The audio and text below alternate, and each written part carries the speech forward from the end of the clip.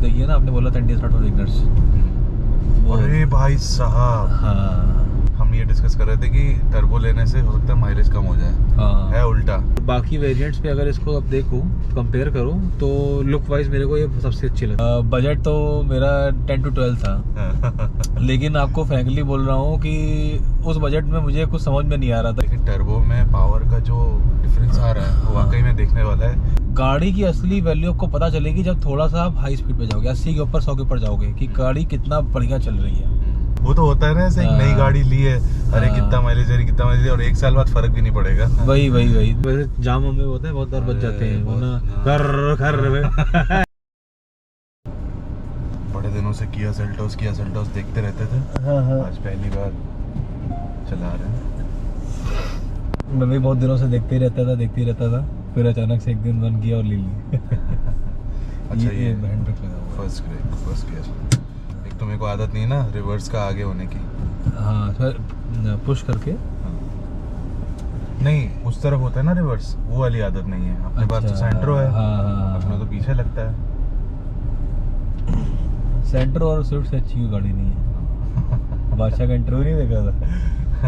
उसने कहा कि कौन सी गाड़ी उसके पास है, 7-8 करोड़ की है, तो आपके पास तो वो है। कहता सर स्विफ्ट से अच्छी कोई गाड़ी नहीं। ये अच्छी चीज ये है कि पूरा बोनट दिख रहा है। ये एक बहुत बड़ा, मुझे ऐसा लगता है कि कॉन्फिडेंस बढ़ा देता है। वो सीट अपने हिसाब से ऊपर नीचे कर सकते हो। जैसे मेरा कज़न है, वो 6 फीट प्लस है, हाइट ऊपर हो जाती है। तो हाँ, तो उसने क्या किया था, एडजस्ट किया, थोड़ा सा बेंड कर दिया और नीचे हो गया, तो वो अपने हिसाब से एडजस्ट कर सकते हो। अच्छा, बाकी व्यू अच्छा है इसका। नहीं तो सीट हाइट ऊपर नीचे एडजस्ट हो जाती है। हाँ है ना? हाँ और आगे पीछे तो होती ही है। हाँ, ये सही है। हाँ, ये इधर वाली नहीं होती है ना? इधर वाली बस आगे पीछे होती है। पीछे होती है, क्योंकि उसकी जरूरत भी नहीं है। हाँ।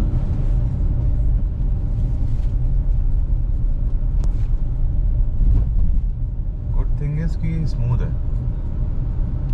अब आप बताओगे कि कैसा लग रहा है आपको। सो हम अभी बैठे हैं STK प्लस है। STK plus. एक तो इतने वेरिएंट्स हैं। हाँ यार, है ना? HTE एक है, अच्छा, तो केवल समथिंग 10 लाख के आसपास है एक शोरूम। आई डोंट नो उसके क्या फीचर्स रहे। बेस मॉडल सबसे बेस। ओके। फिर आ जाता है STK, हाँ। STK plus. बेसिकली इनके मोटे मोटे 3 है। एक ये STK है, हाँ। फिर GTX है, हाँ। और फिर उससे ऊपर कुछ एक और X लाइन बोलते हैं, क्या बोलते हैं पता नहीं। अच्छा, तो इतने थे कि मैंने बंद कर दिया गूगल। मैंने कहा भाई इतना नहीं याद कर पाऊंगा। मोटा मोटा इतना समझ में आया कि अगर आप सबसे कुछ नहीं देखना है तो बेस उठा लो, कि आपको 10 लाख की गाड़ी चाहिए, किया सेल्टोस का आपको प्यार है तो वो उठा लो। नहीं तो फिर आ जाओ वेरिएंट्स में, देखो कि भाई क्या क्या मिल रहा है, आपको क्या क्या फीचर्स चाहिए। अगर आपको आंख बंद करके बस केवल गाड़ी चाहिए, हाँ। हमें फर्क नहीं पड़ता कि हमको तुम वो स्टील वाले एलॉयज दो, स्टील वाले अपने टायर दो, जो भी रिम लगा रहता है। हाँ। अब तो एलॉयज का ज़माना है आजकल, अपने डायमंड कट एलॉयज और ये सब। अब जैसे इससे एक ऊपर वेरिएंट पे जाओ, 1.5 लाख रुपए लगाओ। एलॉयज इसी मॉडल से आना स्टार्ट होते हैं। इसी मॉडल से है। STK प्लस इसमें डायमंड कट जैसे नहीं है। हाँ, डायमंड कट नहीं। ठीक है, तो अगर आप वो उसमें चले जाओ जहाँ पे एक शोरूम 16.5 से 19 लाख है, हाँ। तो उसमें आपको डायमंड कट एलॉय व्हील्स और कुछ टायर में के साइज में भी वेरिएशन होता है। लाइक इसके 16 इंच टायर, इसके 16 इंच है, उसके 17 या 18 इंच होते हैं। 17 है। 17 है उसमें 17 में भी ये है कि थोड़ा सा माइन्यूटली आपका हाइट बढ़ जाती है। फिर उसका फिट एंड फिनिश भी अलग है। तो वो मुझे लगता है कि इंजन वही है, लेकिन इंजन सेम है। आपको इंजन टॉप मॉडल तक वही मिलेगा आपको। 1.5 दो तरह के आते हैं, एक ये और एक टर्बो। हाँ, एक टर्बो। लेकिन टर्बो में पावर का जो डिफरेंस आ रहा है वो वाकई में देखने वाला है, क्योंकि ये हमारी है 115 PS के आसपास। हाँ, ऐसे जो कि बोलते हैं, और टॉर्क इसका है 144 न्यूटन मीटर। अच्छा। और जो टॉप मॉडल है, टॉप मॉडल बोल रहा हूँ, जो टर्बो पेट्रोल है, टर्बो, उसमें पावर चली जाती है अराउंड 180 PS। ओके। 177 समथिंग ऐसे ही कुछ है। और टॉर्क 250 Nm। सो टॉर्क का क्या फर्क पड़ता है, जो आप ये जो मैं अभी दबा रहा हूँ, मैं अभी 4th गियर में हूँ, ये पकड़ लेती बहुत तेज। टॉर्क का वो इम्पैक्ट आया था। लेकिन फिर अच्छा, जैसे मैं आपसे बात कर रहा था फोन पे, हम ये डिस्कस कर रहे थे कि टर्बो लेने से हो सकता है माइलेज कम हो जाए। है उल्टा है। मैंने भी जो रिव्यूज देखे, एक्सपीरियंस देखे लोगों के, 1-2 का प्लस ही है टर्बो में। जबकि ऐसा लगता है कि पावर ज्यादा है। इंजीनियरिंग वैसी है कि 4 4 सिलेंडर की बात ही अलग होती है। मतलब सैंट्रो 3 सिलेंडर चलाता हूँ, हालांकि इतनी पुरानी है, अब तो कई सारी उसमें चीज़ें हैं जो आवाज़ करती है, बट शुरू से ही सैंट्रो में एक आवाज़ तो रही है। हाँ हाँ, है ना।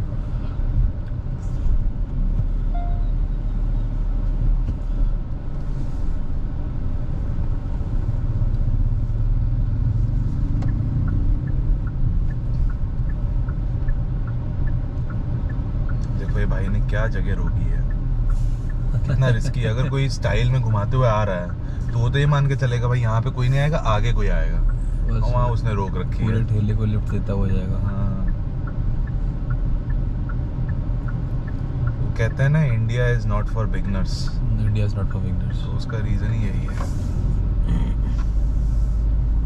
हमारे जनेश्वर मिश्र पार्क में बहुत लोग टहलने आते हैं। गाड़ियाँ देखो यार। खैर मुद्दे पे आते हैं। हाँ। इस समय आपको कितना माइलेज मिल रहा है गाड़ी से? अभी तो माइलेज बहुत ही मॉडेस्ट मिल रहा है, बहुत अच्छा हाँ, उससे पहले भी इम्पोर्टेंट चीज़, हाँ, कितने दिन हो गए गाड़ी को लिए हुए? गाड़ी ली थी मैंने 29 अगस्त को, आज 21 अक्टूबर है, तो और लगभग 50 दिन हो गए। तो 50 दिन में हमारी गाड़ी चल चुकी है 2530 किलोमीटर। हाँ ठीक, डिसेंट ड्राइविंग है। एक आध बार लॉन्ग ट्रिप लगी है, बाकी तो सिटी के अंदर ही रहता है और चल जाती है गाड़ी ठीक ठाक। और अभी तो नॉर्मल ड्राइविंग है, बहुत ज़्यादा नहीं है। आप देखिए ना, आपने बोला था इंडिया स्टार्ट फॉर बिगिनर्स, अरे भाई साहब, हाँ आप देखिए, फोन निकालिए, मैं दिखाता हूँ लोगों को भाई। हम राइट साइड जा रहे हैं, आप ही का स्टेटमेंट था और उसी का प्रैक्टिकल इम्प्लीकेशन हो गया अभी। वो देखो भाई, वो होंडा सिटी वाला जा रहा है रॉन्ग वे पे, वो भी इतना मेन फ्लाईओवर है भाई ये। हाँ, मजाक नहीं है। कितना आगे भगाते हुए जा, वो भगाते हुए भी नहीं जा रहा, आराम से जा रहा है। क्या कुछ गलत तो ही ना कर रहा हूँ मैं तो चिल मार रहा हूँ। वो देखो भाई, नेक्स्ट लेवल भाई, नेक्स्ट लेवल। बनाइए अमित भाई उसकी वीडियो थोड़ी सी, हम उसको कैचअप नहीं कर पा रहे हो। मैं 70 पे हूँ भाई। मेन फ्लाईओवर है लखनऊ का ये, मेन, सबसे मेन। ये गोमती नगर को जनेश्वर से पूरा कनेक्ट कर देता है, और इस फ्लाईओवर पे बंदा रॉन्ग साइड आ गया, और उसको ऐसा भी नहीं कि कोई बहुत लंबा यू टर्न लेना है। गजब आदमी है भाई। ओह मेरी तरह आ रहा है। अरे मुझे लगा ये करे, ये चीज भी रिकॉर्ड करनी चाहिए थी भाई। ये चला आ रहा है भाई, सुबह सुबह लग रहा है कि 2-3 हो गए हैं। 2-3 हो गए हैं। खैर मुद्दे पे आते हैं। अब हम जैसे एवरेज लोग रूल्स एंड रेगुलेशंस फॉलो करते हैं। हाँ। असली लोग तो ये लोग हैं भाई। असली जलवा तो इन्हीं का ही है।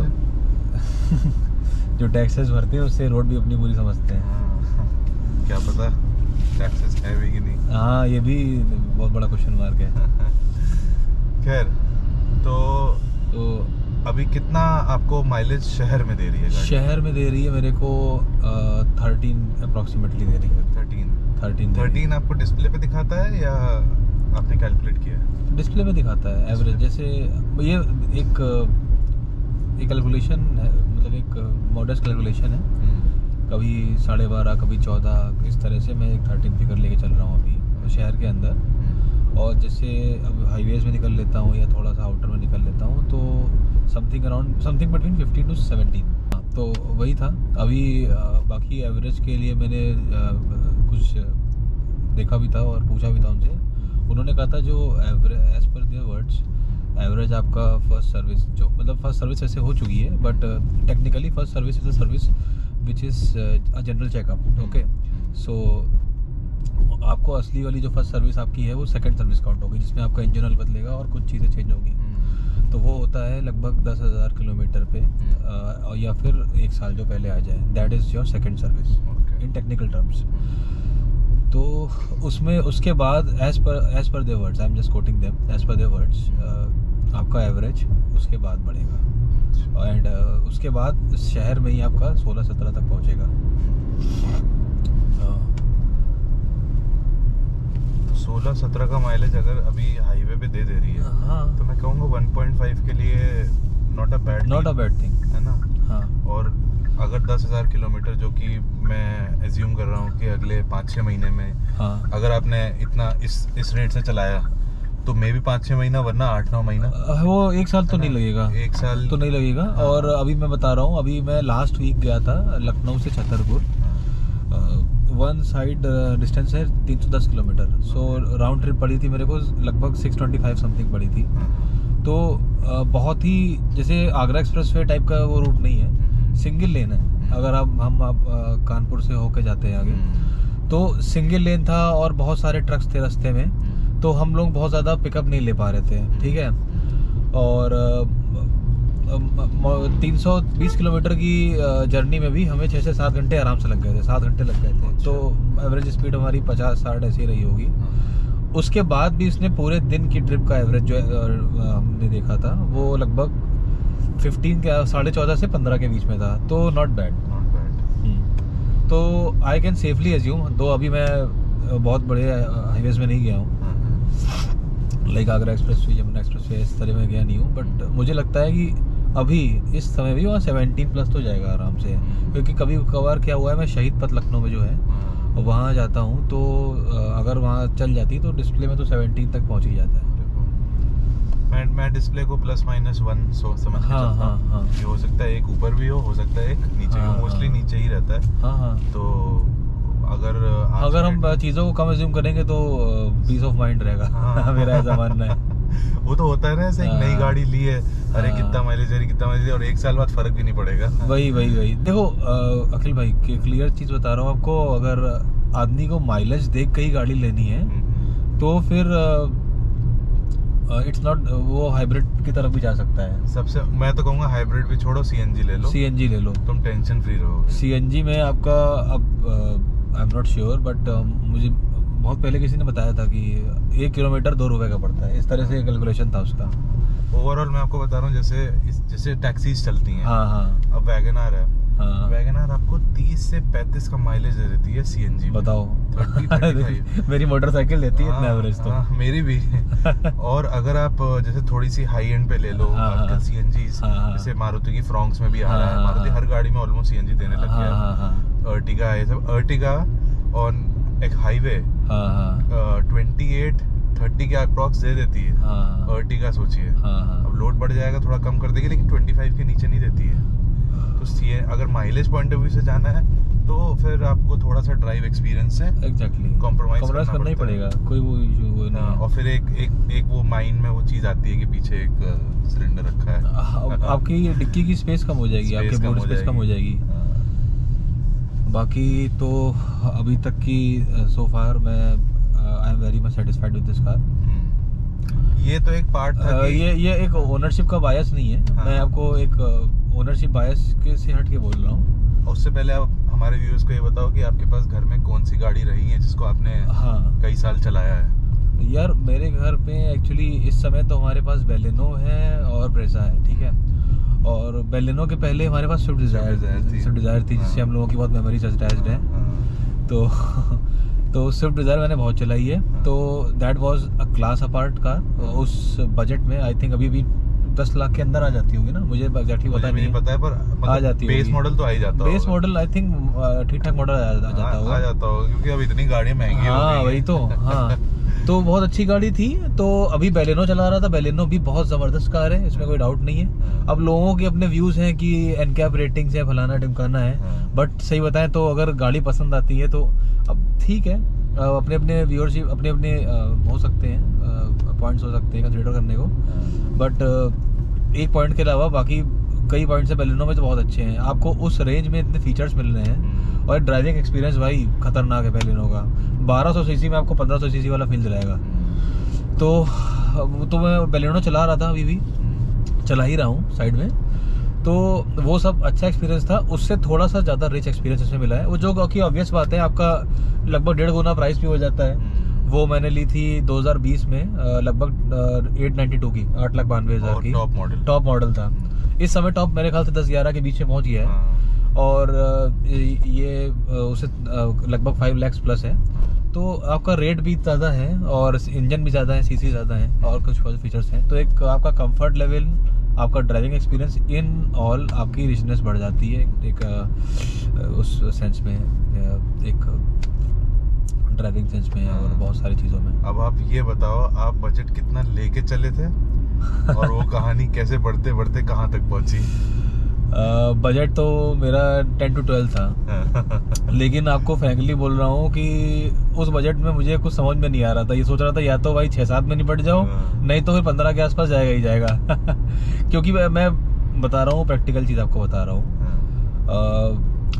मुझे एक्चुअली मेरे घर में मारुति और हुंडई बहुत रही हैं, तो मैं थोड़ा सा एक्सप्लोर करना चाह रहा था। हालांकि ये दोनों बहुत अच्छे ब्रांड्स हैं, मोर देन सेटिस्फाइड हूँ इनसे। अब था थोड़ा बाहर निकलना है उससे, ठीक है। अब बाहर निकलने में मुझे कुछ ऐसा ऑप्शंस मिल नहीं रहे थे, और बाकी गाड़ियाँ जो थी वो जो पसंद आ रही थी वो एक्चुअली 3 सिलेंडर्स वाले इंजन थे उसमें, तो मुझे चाहिए था 4 सिलेंडर वाला। 4 सिलेंडर हो गया, और एक यूज़र, वो मैंने थोड़े बहुत वीडियोस भी देखे थे यूट्यूब पे, और उनके बेस पे अपना ऑब्जर्वेशन करना, तो फिर डिसाइड ये किया कि ठीक है भाई किया पे चलते हैं। सोनेट पे सोच सकते थे पहले, बट सोनेट का क्या था ना, थोड़ा सा मुझे स्पेस और चाहिए था कार गाड़ी में, तो फिर सेल्टॉस की तरफ बढ़े। सोनेट का प्राइस भी कम है, प्राइस कम है और बहुत ही अच्छा है उसमें भी, कि आपको लगभग वो बेलिनो की सेगमेंट की कार है, ठीक है। ऐसा लगता है कि 4 की अगर फैमिली है तो सोनेट अच्छी है, हाँ। 4 के लिए सोनेट बहुत अच्छी है। हाँ। सोनेट, वेन्यू, बेलिनो, ये आपका एक सेगमेंट हो गया, ठीक है। तो प्राइस भी लगभग वैसे ही होगा, ज़्यादा तो मुझे पता नहीं। तो आपको सोनेट में बता रहा था वो 11 लाख के अंदर वो पेट्रोल का नॉन ऑटोमेटिक टॉप मॉडल मिल रहा था, जिसमें छत वगैरह सब मिल रही थी। बट इसमें क्या था ना कि स्पेस थोड़ी सी कम थी। 4 लोगों के लिए परफेक्ट है, 5 के लिए थोड़ा सा कॉम्पैक्ट हो सकता है, तो किया उसमें गए, मतलब इस सेल्टॉस में है किया, तो वो है ही है। अब उसके अलावा फिर पहले तो ये था कि बेस में तो काफ़ी चीज़ें थी जो नहीं चाहिए थी। लाइक एक तो मुझे पुश स्टार्ट बटन चाहिए था, वो आई थिंक बेस में चाबी वाला था, तो अब वो और कई मैंडेटरी फीचर्स मिसिंग थे उसमें। तो ये हुआ कि सेकंड बेस पे चलेंगे, तो प्राइस बेस से सेकंड बेस पे लगभग आई थिंक रकील भाई 13.5 लाख तक पहुंच गया था। तो बजट थोड़ा सा तो एक्सीड कर गया था, बट बाद में मैंने देखा कि कुछ मैंडेटरी फीचर्स थे वो मिस हो रहे थे। लाइक आपका डिफॉगर हो गया, आपका बैक वाइपर हो गया, और पर्सनली मतलब एस्थेटिक पॉइंट ऑफ व्यू से देखा जाए तो पैनोरामिक सनरूफ इस मॉडल से स्टार्ट होती है। तो ये प्योर एस्थेटिक्स है, मतलब ये कुछ गुड टू हैव फीचर है, ऐसा नहीं है कि होना ही चाहिए, मतलब तो लेकिन अच्छा लग रहा था, बल्कि छत का मज़ा लेंगे तो वो इस फीचर में ऐड हो रहा था। और भी एक आध चीज़ें थी, तो ये सब मिलो के फिर ये हुआ कि ठीक है बजट से एक्सीड हो रहा है, बट फिर फाइनल लोग यहाँ बैठे आगे, तो लगभग 15.5 से 16 के बीच में पड़ा है, क्योंकि एक्सेसरीज कुछ बाद में भी लगाए हैं मैंने।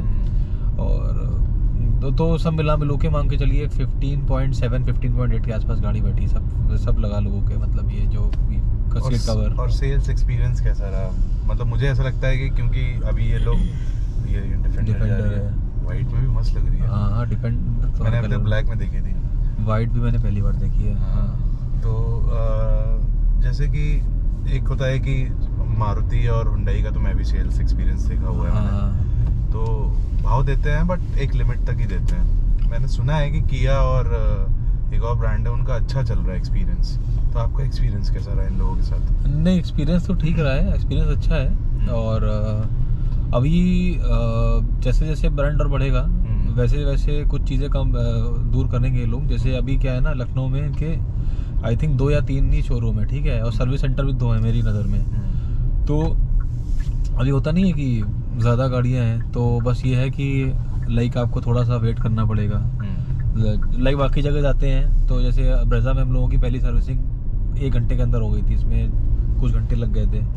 तो वो सब चीज़ें हैं, बाकी तो कोई दिक्कत नहीं है, मतलब फॉलोअप्स भी लेते हैं आपसे, और अच्छा स्टाफ था। और मतलब सेल्स मैं आपको सभी सर्विसिंग का बता रहा हूँ पहले, तो सर्विस भी ठीक करी। आप जाओगे तुरंत आपका अच्छे से फोटोग्राफ्स वगैरह लेंगे और आपको अपडेट देते रहेंगे, और बाद में फॉलोअप्स लेंगे, तो it is a good experience as of now. और बाकी सेल्स का पूछ रहे थे, सेल्स का भी अच्छा रहा, डिटेल्स अच्छी दे रहे थे, और सेल्समैन हमेशा ही कॉल पे अवेलेबल था जब भी उसका मतलब परचेज करने के बाद भी, क्योंकि इंपॉर्टेंट चीज़ यही है ना कि आपकी गाड़ी शोरूम से निकल जाए, अकाउंट में पैसा पहुंच जाए, उसके बाद कैसा आप डील कर रहे हैं।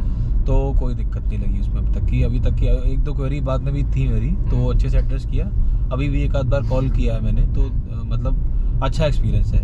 तो ये एक अच्छा कंपटीशन मुझे लग रहा है जो ऑटोमोबाइल सेक्टर में हो रहा है, बहुत अच्छा लग रहा है। और आई थिंक ये अभी सारे ब्रांड्स का ये भी अच्छा हो रहा है। मारुति हुंडई का पहले कुछ दिक्कत थी, बट अब मुझे नहीं लगता, क्योंकि ब्रेजा जैसे मैंने बताया ना सर्विसिंग कराते हैं, तो ठीक है, कोई दिक्कत नहीं है। एक्चुअली वही है ना, कंपटीशन मार्केट में इतना ज़्यादा है ना अभी कि आपको अभी इन सब चीज़ों में दिक्कत नहीं आएगी। हाँ, मैटर क्या करता है कि आपकी मेंटेनेंस के पॉइंट ऑफ व्यू से कॉस्ट कितनी आ रही है। तो अभी तो इसकी ऐसी कोई सर्विसिंग हुई नहीं है कि पता चले, बट जहाँ तक मुझे पता है कंपेयर टू हुंडई क्रेटा, मैं उस सेगमेंट में से लेता हूँ, थोड़ा सा नॉमिनली इसका कम है मेंटेनेंस कॉस्ट इसकी। ठीक है, हाँ, कम है। बट वो नॉमिनल होगा, ऐसा नहीं होगा, मतलब ऐसा नहीं कि बहुत होगा, नहीं ऐसा नहीं है, 10 to 15% का बस नॉर्मल है। और वो भी अगर आप कार परचेज कर रहे हो तो इतना मैटर नहीं करता है। एक कंज्यूमर कार क्यों लेता है कि भाई घर में एक 4 व्हीलर आ जाए, कोई भी काम हो जाए 4 व्हीलर वाले। हाँ, उसके बाद अब जैसे मुझे लगता है कि इस सेगमेंट की गाड़ी वो हो जाती है जो थोड़ा सा रिच एक्सपीरियंस लेने वाली हो जाती है, बस यहाँ से स्टार्ट हो जाता है ना, यहाँ से स्टार्ट हो जाता है। तो वो एक्सपीरियंस आपको मिल जाए, और वो एक्सपीरियंस होता है 4 सिलेंडर से ही। 4 सिलेंडर ही लेना जरूरी है। आती भी 4 सिलेंडर्स ही हैं इसके बाद, लेकिन जरूरी होता है, मतलब ये रिच एक्सपीरियंस मिलना जरूरी होता है। अब जैसे मैं इसकी स्क्रीन देख पा रहा हूँ, तो इससे ऊपर एक मॉडल में जाएंगे तो 10.25 है, लेकिन ये 8 इंच में भी आपको सफिशिएंट वो दे रही है। हो सकता है 10.25 आपको एक वो जो 5% एक्स्ट्रा वो रिच फील दे, लेकिन ये भी एक डिसेंट दे रही है। जैसे एक्सयूवी में मैंने देखा हुआ है, एक्सयूवी में भी काफी लेंदी है, अच्छा वाला है। एग्जैक्ट इंचेस कितने मुझे याद नहीं है, बट एक second, India is not for beginners. तो वो वाला एक डिसेंट सा एक्सपीरियंस दे रही है, बहुत लोग अच्छा दे रही है। तो जो मैंने देखा है वीडियोस में एंड सब में, तो वो वाला आपको फीचर मिला नहीं। और आपको जैसे अपने बलेनो से अपग्रेड किया, ठीक है, आपने अभी तक बलेनो ही कॉन्स्टेंटली चलाई पिछले कुछ सालों में, क्या आपको डिफरेंस महसूस हुआ? Ride experience plus overall car experience, क्या आपको इमीडिएट डिफरेंस फील हुआ? पहले राइड एक्सपीरियंस पे आते हैं। तो राइड एक्सपीरियंस में तो मैं आपको बता रहा हूँ, जो मेरा ऑब्जर्वेशन है, शहर के अंदर लगभग सारी गाड़ियाँ आपको एक ही जैसी लगेंगी। ट्रैफिक जब होगा, ठीक है, मैं एकदम प्रैक्टिकल बता रहा हूँ आपको। अब मेरा एक दोस्त है, उसके पास टाटा हैरियर है, ठीक है, टाटा हैरियर ज़बरदस्त गाड़ी है। अब क्या है कि जस्ट फर्स्ट गियर पे ले लो, हाँ ठीक है। तो उसने ये उसके वर्ड्स में थी, और मेरा एक्सपीरियंस भी है कि 70-80-100 तक की लगभग सारी गाड़ियाँ एक जैसी चलती हैं। अच्छा। गाड़ी की असली वैल्यू आपको पता चलेगी जब थोड़ा सा आप हाई स्पीड पे जाओगे, 80 के ऊपर 100 के ऊपर जाओगे, कि गाड़ी कितना बढ़िया चल रही है। तो हाईवेज पे, हाँ, मैं बहुत ज़्यादा तेज चलाता नहीं हूँ, मैं हार्डली एक ही बार 100 मैंने टच किया होगा। तो जब आप बहुत तेज़ चलाओगे गाड़ी, तब डेफिनेटली आपको पता चलता है कि हाँ, आप ज़्यादा बड़ी गाड़ी में बैठे हो, ये ज़्यादा इंजन वाली गाड़ी, ज़्यादा सीसी वाले इंजन है इसमें गाड़ी में, और स्मूथनेस थोड़ी सी ज़्यादा है, स्मूथनेस ज़्यादा है। तो हाँ, जो अपग्रेड किया है वो दिखता भी है, ठीक है। अब मैं ये नहीं बोलूँगा ज़मीन आसमान का अंतर, ऐसा कुछ नहीं है, बट फ़र्क पता चलता है, और अच्छा राइड है, ठीक है। बाकी तो जब जितने जैसे, हाँ, एक चीज़ राइड एक्सपीरियंस आपने पूछा है, लास्ट वीक जब मैं ट्रिप पे गया था तो 5 की फैमिली गई थी, हमारे 5 लोग गए थे, और लगभग 630 किलोमीटर्स गाड़ी चली थी पूरे दिन में। थकान बहुत मिनिमल हुई थी, बट बहुत मिनिमल। बेलेनो के केस में थकान ज़्यादा हो जाती, तो थकान जो थी ना वो लॉन्ग ट्रिप्स में वो काफ़ी कम थी इसमें, तो एक ये फर्क पता चला था। तो राइड एक्सपीरियंस के पॉइंट ऑफ व्यू से ये जानना भी ज़रूरी है। तो ये सब चीज़ें हैं जो मैटर करती हैं, और आपका स्पेस थोड़ा ज़्यादा है, जिसमें आप थोड़ा सा ज़्यादा स्ट्रेच कर सकते हो, इसका बूट स्पेस ज़्यादा है। तो ओवरऑल मतलब हर चीज़ में आपको कहीं ना कहीं फ़र्क दिखाई पड़ेगा।